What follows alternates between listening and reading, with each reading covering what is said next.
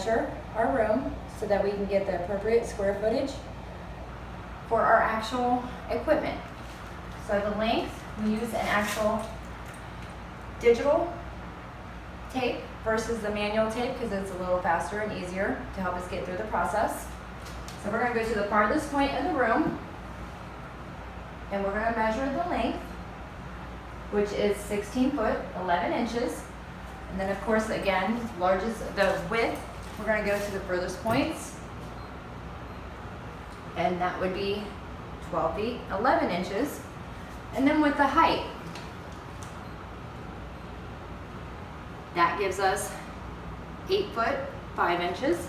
And once we put that into our actual system, that will give us the linear feet, square feet of the whole entire room. And then we can determine if it is actually 20, 30, 50, or 100% damaged.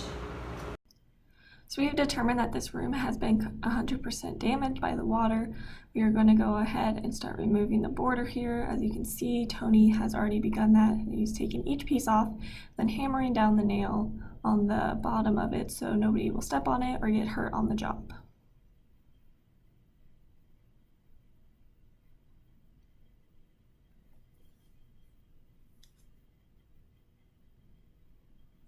Now we see Jessie ripping up the carpet.